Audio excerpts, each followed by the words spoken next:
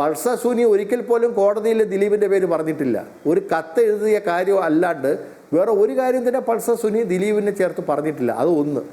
രണ്ട്, ഈ പറയുന്ന നമ്മുടെ ഈ വളരെ സങ്കടകരമായ അനുഭവമുണ്ടായ ആ അതിജീവിതയും ആദ്യകാലങ്ങളിലൊന്നും ഇദ്ദേഹത്തിൻ്റെ ദിലീപിൻ്റെ പേര് പറയുന്നില്ല. അവിടെയാണ് ഇവർ ആ ഒരു ദിലീപിനെ ഈ കേസിലേക്ക് കൊണ്ടുവരാനായിട്ട് ഈ പൾസർ സുനി പോയി കിടന്ന സെൽമേറ്റ്സ് ആയിട്ടുള്ള 2 പേരെ, ബിപിൻ ലാലിനെയും വിഷ്ണുവിനെയും കൊണ്ടുവരുന്നത്. നിങ്ങൾ ആലോചിക്കണം, മാപ്പ് സാക്ഷിയായിട്ടാണ് കൊണ്ടുവരുന്നത്. നമ്മുടെ നിയമവ്യവസ്ഥ പ്രകാരം മാപ്പ് സാക്ഷി ആവണമെങ്കിൽ അതേ ക്രൈമിൽ പ്രതിയായവർ പിന്നീട് കുറ്റസമ്മതം നടത്തി പോലീസിൻ്റെ അന്വേഷണ സഹായവും ബാക്കി കോടതി കാര്യങ്ങളിലും എല്ലാ സഹായവും നൽകാമെന്ന് പറഞ്ഞിട്ടാണ് മാപ്പ് സാക്ഷി ആകേണ്ടത്. ഇവിടെ ഇവർക്ക് 2 പേർക്കും, ഈ പറയുന്ന ബിപിൻ ലാലിനായിക്കോട്ടെ വിഷ്ണുവിനായിക്കോട്ടെ, നേരിട്ട് ഈ കേസുമായിട്ട് യാതൊരു ബന്ധവുമില്ല.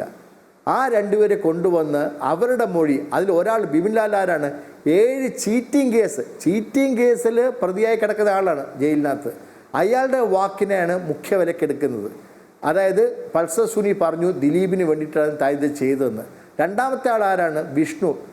ചെയിൻ സ്നാച്ചിങ് കേസിൽ, മാല പൊട്ടിച്ചുകൊണ്ട് പോകുന്ന കേസിൽ ആവുകയും പിന്നീട് തട്ടിക്കൊണ്ടുപോകുന്ന കേസിൽ ജാമ്യം എപ്പോൾ കിട്ടിയെന്ന് പോലും പോലീസിന് കൃത്യമായിട്ട് പറയാൻ പറ്റുന്നില്ല. അതിനെപ്പറ്റി അന്വേഷണം എന്താണെന്ന് ചോദിച്ചപ്പോൾ കൈമലർത്തി കാണിച്ച പോലീസ് ഓഫീസർ ഉള്ള ഒരു കേസാണിത്.